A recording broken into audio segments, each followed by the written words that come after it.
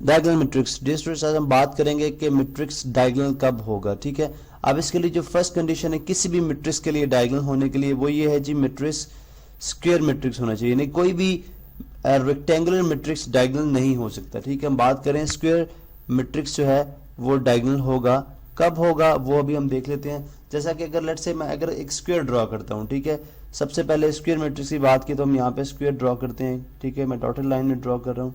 ठीक है, अब अगर आप देखें तो इस स्क्वायर का एक डायगोनल होगा। ठीक है,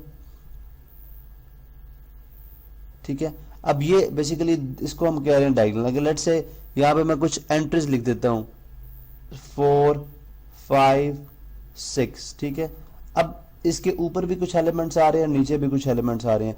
ऊपर जो आते हैं, क्योंकि ये चीज़ आपकी किताब में नहीं है लेकिन मैं फिर भी आप यहाँ पे जस्ट उसका नेम मेंशन कर दूंगा।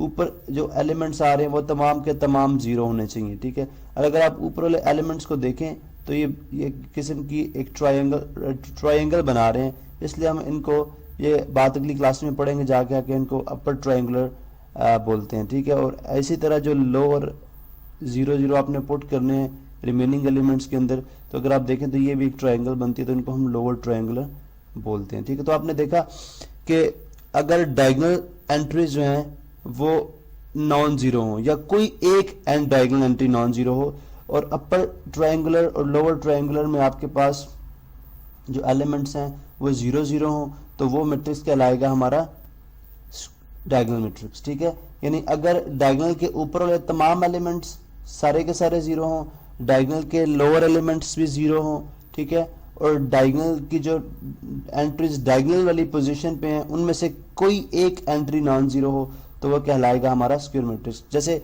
हम और भी एग्जांपल लिख सकते हैं। अब अगर मैं लेट सपोज इसको मैं पहले प्रॉपर जो है वो मैट्रिक्स की फॉर्म में कर दूं, ये ब्रैकेट्स आ गई और ये हमारा ए मैट्रिक्स आ गया। इसी तरह लेट सपोज मैं कुछ और मैट्रिक्स लिख देता हूँ, जैसे यहाँ पे है बी मैट्रिक्स है। ठीक है, इसको मैं लिख देता हूँ जी कि 0 0 0 0 0 एंड 0 1 0 0 एंड 1।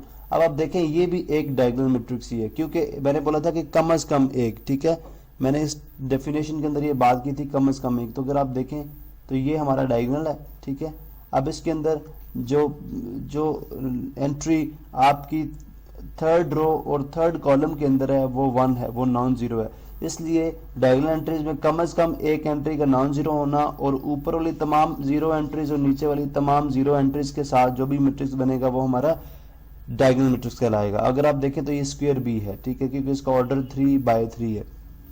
इसी तरह से अभी हम ये तो हमने 3/3 में देख लिया, हमारे पास 2/2 में भी डायगोनल मैट्रिक्स हो सकते हैं, जैसे एक सी मैट्रिक्स है।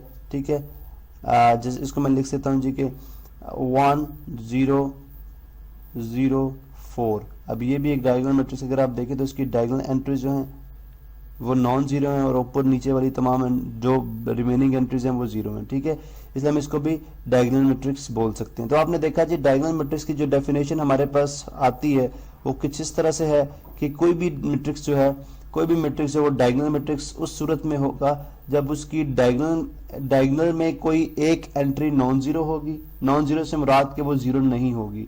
ठीक है, और बाकी ऊपर वाली तमाम एंट्रीज और नीचे वाली तमाम एंट्रीज जो हैं वो जीरो होंगी। ठीक है, अब यहाँ पे हमने एग्जांपल्स भी ली, ए भी है, बी भी है और सी भी है। ठीक है, इसी तरह ये 3/3 की थी, ये भी 3/3 है, ये भी 2/2 है, और हमारे पास अगर हम 4/4 5/5 के जो डायगोनल्स लेना चाहें तो हम वो भी ले सकते हैं। ठीक है, तो ये हमने देखा जी कि डायगोनल मैट्रिक्स क्या है। नेक्स्ट लेक्चर में हम देखेंगे कि स्केलर मैट्रिक्स क्या चीज़ है।